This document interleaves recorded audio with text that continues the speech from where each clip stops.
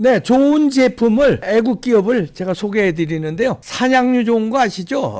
단백질. 네덜란드 단백질을 서울대학교 김형국 박사가 연구 개발한 건데요. 100% 네덜란드입니다. 하루에 2스푼이면 충분합니다. 다이어트도 되고 단백질, 근육 빵빵합니다. 전화하세요. 이봉규 TV 구독자님께 특별 할인합니다. 네, 여러분 안녕하십니까? 오래간만에 모셨습니다. 이지성 작가님 어서 오십시오. 반갑습니다. 이지성 작가입니다. 우리 이지성 작가님은 뭐 여러분들 잘 아시지만 또 차유람 당구 선수의 남편 부군으로도 네, 잘 살고 있습니다.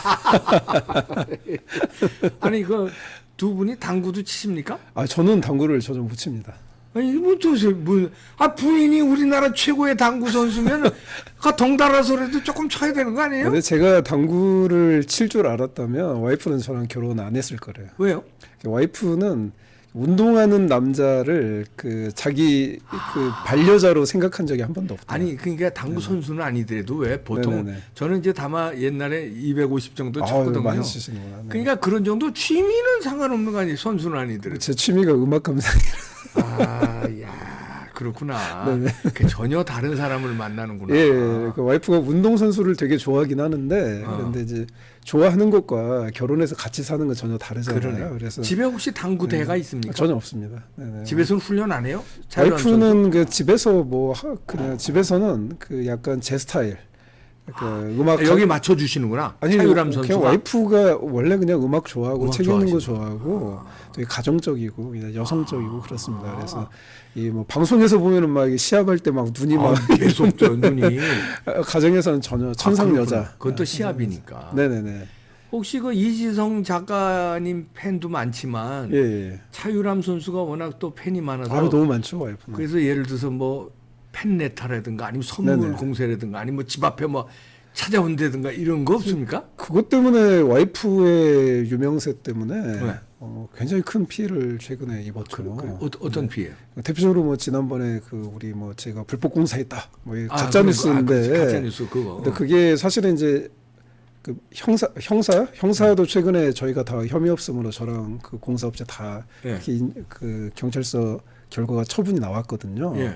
그리고 그 전에 민사도 우리가 이기고 그다음에 행정도 이기고 그러니까. 다 이겼는데 우리가 잘못한 게 하나도 없는데 이제 입주민 한 명이 선동을 한 거고 그다음에 더 탐사가 됐잖아요. 그 좌파 유튜브 극자. 걔네가 우리 집까지 찾아와가지고 뭐 그 방송을 1시간인가 내보내면서 집 앞에서 네, 그때 그러면서 그랬었죠. 우리 집 주소를 다 노출한 거예요. 그러다 보니까 저 와이프한테 좀 약간 사생팬 이런 사람들도 그렇지. 있고 뭐 사생팬들이 있죠. 예, 그리고 또 제가 또 북한 인권 운동을 하다 보니까 그렇지. 저희 같은 사람들은 주소가 노출되는 게 사실은 죽으라고 하는 거랑 똑같은 거거든요. 그럼요. 예, 그래서 이게 두 개가 겹치다 보니까 너무 불안해가지고 강남집에서 살 수가 없어가지고 집 비워놓고 이제 다른 지역에 가서 살고 있습니다. 예, 그러니까 그래서 제가 봤을 때 뭐 와이프가 유명세가 그렇게까지 크지 않았다면 일단 뭐 저는 그냥 사는 건 문제가 없다고 생각을 하는데 와이프에 대한 그 걱정이 너무 큰 거예요. 그래서 저희로서는 좀 굉장히 큰 피해를 입었고 그래서 더 탐사하고 그 입주민 상대로 공동 피고로 고소했죠? 10억 손해배상 총. 아니 손해배상 내야지. 그거 그렇게 지금 총 저희가 공사업체랑 그 사람들 상대로 저희가 총 8건의 민형사 소송 진행 중이고요. 8건이나요? 네네. 아니 죄를 너무 많이 줘서. 그렇지. 그리고 이제 그 민사 8건이 다른 사람들이 한 팀한테 8건 한 거예요. 세 사람입니다. 세 세 사람하고 사람한테? 더 탐사까지 하니까 네 군데 그렇게 해서 그다음에 민사 저희가 청구한 금액 합계가 27억 정도 됩니다. 27억. 그 중에 10억은 가압류를 이미 해놨고요. 가압류 해놓고 잘했어요. 그러니까 이거는 뭐 이제 저도 뭐 그쪽에서 이제 사과하고 이렇게 뭐랄까 그런 배상하고 그러면 저도 뭐 좀 넘어가 주려고 했는데 뭐 아직까지도 뭐 자기네들 잘못한 거 없다는 식으로. 그러면 안 되지. 형사부터 시작해서 저희가 다 이겼는데 뭐 그것까지 해서 뭐 이게 무슨 종교인가 뭐 미신인가 뭐 이렇게 생각이 들 정도로 어이없는 그런 상황입니다. 네네. 쟤네들은 그래요. 네네네. 그러니까 그런데 우리 우파들은 또 당해놓고 당하고 그런 걸 법적 대응을 잘 안 하려고 예, 해. 예, 예. 그러니까 요놈들이 예, 맞습니다. 만만하게 생각하고 그러니까 저도 그렇게 생각하고 한 건데 한 제 거지. 와이프도 근데 저는 용서 없죠. 안 돼, 저는 맞아요. 저는 뭐 좌파 척결에 뭐 그럼요. 더 탐사 이런 거 용서할 수가 없습니다. 그럼요. 그러니까 어떻게 이것들이 용서합니까? 네. 이제 잘못 걸린 거지. 끝까지 가야죠. 끝까지 가야 됩니다. 이제 우파도 이렇게 네네. 본때를 보여줘야 돼요. 근데 소송도 이제 시작이고요. 네. 지금 8개 끝나면 또 계속 할 게 남아 있습니다. 제가 이렇게 다 나눠서 지금 준비 중이라. 해야 돼. 그래서 한 10년 이제 소송해야죠. 네. 그렇게 해서 싸워서 그런 것도 하나의 뭐 이제 뭐 좌파 우파 뭐 그게 우리 나쁜 싸움이 아니라 우리 선한 싸움이잖아요. 우리 아유, 나라를 지키려고 하는 거고 기본적인 우리의 자유를 자유를 지키려는 이제 거니까. 당연히 그런 이유도 있지만 기본적으로 누군가의 가정을 파괴하려는 행동이잖아요. 그러니까. 그거는 이제 가족을 건드리는 건 원래 아유, 용서할 수 없는 겁니다. 안 되죠. 그래서 아니 옛날 같으면 이제 서부 시대 같으면 총으로 쏘는 거예요. 그렇죠. 네. 그리고 중국 네네네. 무협지 보면 그 다 칼로 그럼요. 복수하는 네. 거고. 다 그 가족을 건드려서 그렇게 되는 거잖아요. 그럼요. 그래서 이제는 법으로 해도 참을 수가 없는 거죠. 법으로 해도 이거는 네네. 이거 해야 돼. 좌파들한테는 뭐 본대를 보여줘야 됩니다. 정의 구현을 해야죠. 네. 그게 진짜 정의 구현인데. 맞습니다. 네네. 저 좌파 천주교고 정의 구현 사제단 하는 사람들 정의 구현 한답시고 그건 뭐 이제 나라 팔아먹는 말도 안 일만 되는 가짜 정이고. 그 가짜 정이고.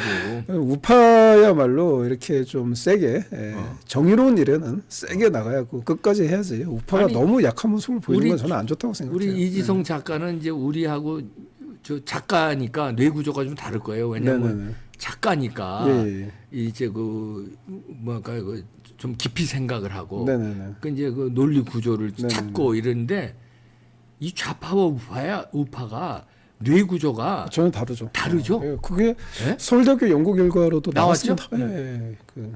걔들은 이거 정치인들만 해도 네네네. 좌파 정치인들의 유난히 그 많은 그 범죄들이 있어요. 그렇죠. 네네. 그게 뇌 구조가 다른. 네, 그래놓고서는 맞습니다. 빤빤스럽고. 네네. 특히 여자 문제, 성 그러니까. 문제하고 돈 문제. 근데 사실 그거를 좌파들이 계속 우파를 공격해 왔었던 건데 네. 뜯어보니까 지들이 10배가 더 심해.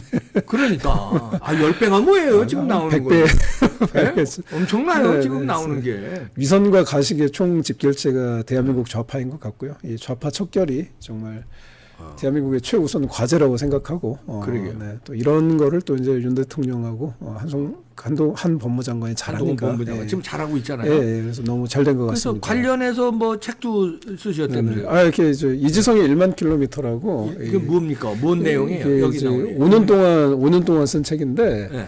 그- 왜 만 킬로예요?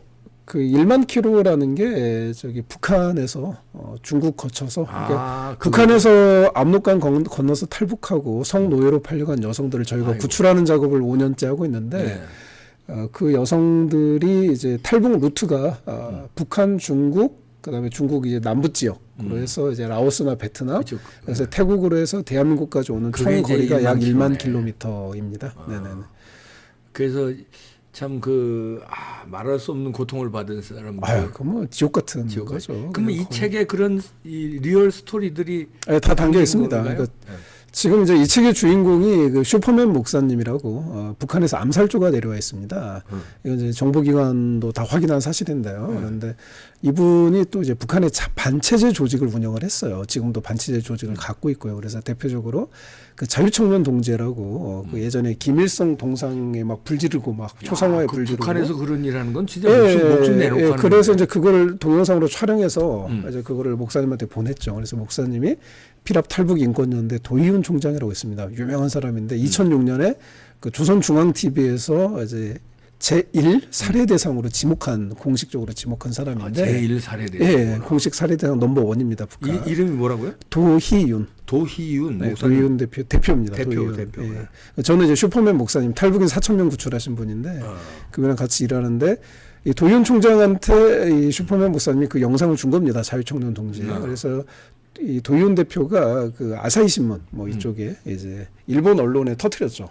네. 그래서 이게 전 세계적으로 이제 이 영상이 퍼졌는데 이게 이제 지금 이 책의 1만 킬로미터의 주인공 그 목사님이 이제 북한에서 운영했던 반체제 조직의 이제 첫 번째 성과고 이제 두 번째 성과는 이제 그 북한 정치범수용소 이게 2000년대 초반까지 이게 루머로만 떠돌았어요. 아무도 그 실체를 확인할 수 없었습니다. 그런데 이 1만 킬로미터 주인공 슈퍼맨 목사님의 그 북한 조직원들이 또 그 정치범 수용소 영상을 최초로 찍은 거예요. 그래서 또 도의원 총장 아니 또 슈퍼맨한테 보냈고 목사님이 도의원 총장한테 줘서 도의원 총장이 또 일본 언론에 터뜨렸죠.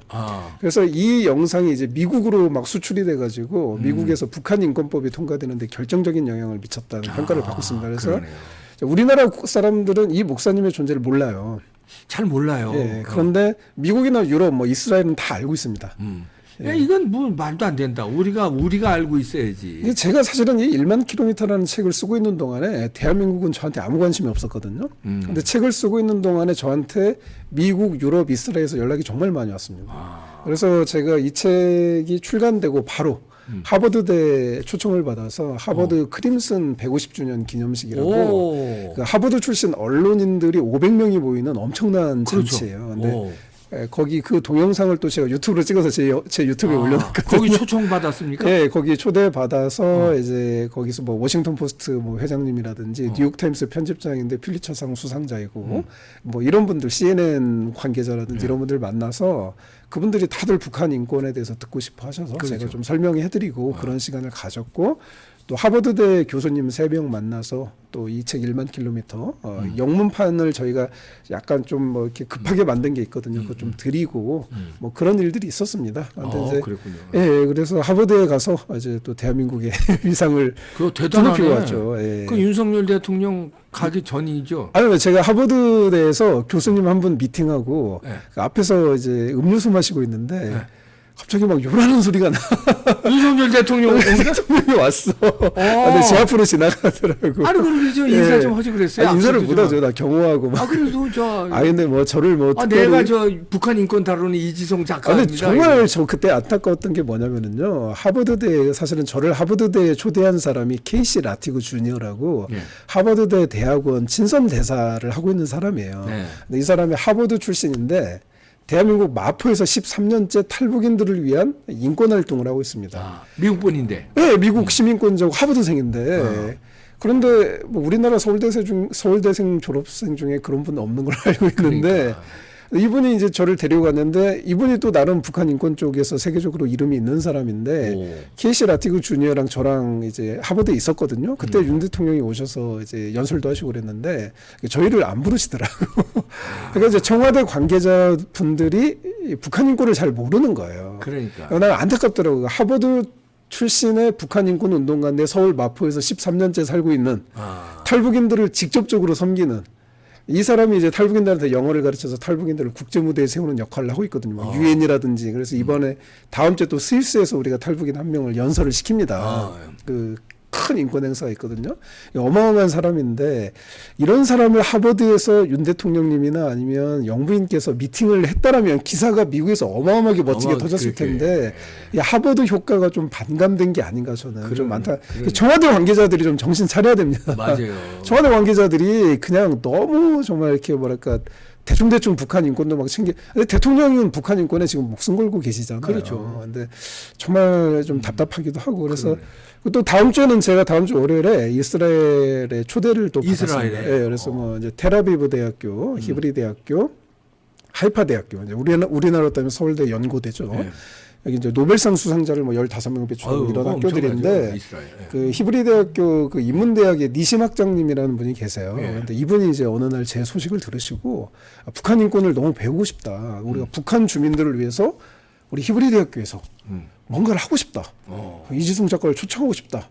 그러더니 이분이 한국으로 오셨어요. 우리 동네로. 아이고. 우리 동네로 오셨는데 또 교수님 한 분 데리고 히브리 대학교 학생들 10명 정도 데리고 저희 동네로 와서 한참 동안 저에게 북한 인권 이야기를 듣더니 이거 히브리 대학교에서만 하는 것으로는 좀 부족하다. 아니 영어로 소통하는 거예요? 아니 한국말로 하면 거기서 다 이제 번역하고 아니 옆에서 통역합니다. 통역자가 와요. 네, 그리고 또 이제 기본적인 건 제가 연설 정도는 제가 영어로 할 수 있어요. 이번에 진짜요? 하버드 가서도 아니 이게 되게 간단해요. 그냥 콩글리시 하면 됩니다. 대충 하면 돼요. 다 알아들어요.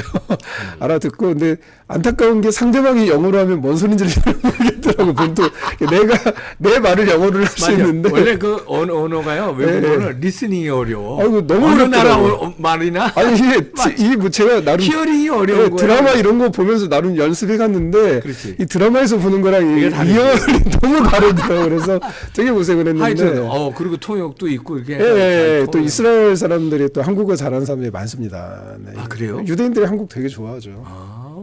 근데 이제 유대인들이 한국을 위해서 기도하고 가슴 아파하는 유대인들이 많아요. 북한 주민들의 고통을 보면서 우리 조상들의 홀로코스트를 보는 것 같다. 그렇지. 지금 보면 이제 전 세계적으로 북한 주민들과 탈북인들, 중국에 한 10만 명 넘는 여성들이 성노예 생활하고 있거든요. 이런 사람들에 대해서 안타까운 마음이 정말 거의 없는 사람이 대한민국 국민이지. 그러게요. 일본도 우리나라보다 훨씬 더 북한 주민에 대해서 마음 아파하는 사람들이 많고 인권 전문가가 북한 인권 전문가가 우리나라보다 일본에 더 많다라는 얘기도 있어요. 그래서 대한민국 국민들이 좀 진짜 이제는 좀 반성을 해야 된다. 특히 우파 국민이 너무 관심이 없어요. 그래서 정말 우파 국민도 이제는 좀 인권이라는 단어를 솔직히 우리가 좌파한테 빼앗겼잖아요. 그렇죠. 민주라는 단어 빼앗기고 인권이라는 단어 빼앗기고 그 결과 좌파 천국이 됐습니다. 대한민국을 빼앗겼어요. 지금 우리 아이들의 교과서를 한번 보십시오. 그게 대한민국 아이들을 위한 교과서입니까? 중국 아이들이나 북한 아이들을 위한 교과서죠. 그건 우리가 인권이라는 개념을 이 단어를 좌파한테 빼앗겼기 때문인데 맞아요. 이 좌파의 인권은 다 거짓 인권입니다. 그래서 제가 이제 미국에 갔는데 걔들은 사기. 예, 미국에 가서 하버드 이제 교수님들도 만나보고 뭐 언론인들도 만나보고 그다음에 워싱턴 DC 쪽하고 이제 전화 통화를 했는데 한국이 굉장히 위험합니다. 미국에서 제가 바라본 한국은 너무너무 위험해요. 어떤 식으로 위험하다는 거? 전쟁의 위험 아니면 어떤? 전쟁의 위험이 아니라 그냥 이런 심플하게 제가 비유를 해드리면 지금 여기가 서초동이잖아요. 예. 서초동 주민센터에 이제 김일성 동상이 세워지는 거죠. 그리고 이제 그렇죠. 서초구 주민들이 돌아가면서 이제 순번제로 뭐 서초 아파트 101동 101호 오늘은 그 입주자께서 이제 김일성 동상을 닦고 이제 내일은 이제 102호가 닦고 근데 이제 북한의 전역에 김일성 동상이 4만 개가 있거든요. 근데 한 4m 정도 되는 높이가 동상 닦다가 떨어져 죽는 주민들이 그렇게 많아요. 왜냐하면 수령님이기 때문에 이거 계단을 함부로 이렇게 걸치고 올라갈 수가 없습니다. 그렇지. 이런 일이 벌어질 수 있다라는 거죠. 왜 그러냐면 지금 대한민국 국민, 특히 우파 국민들이 잠들어 있어요. 정말 그 이재명과 문재인을 비판하고 욕하는 거 여기에만 몰두해 있는 그런 모습이 굉장히 많습니다. 당연히 그거 해야죠. 우리가 옛날엔 그런 전투력도 없었습니다. 당연히 열심히 해야 되는데 이제는 우파가 새로운 길을 모색할 때다.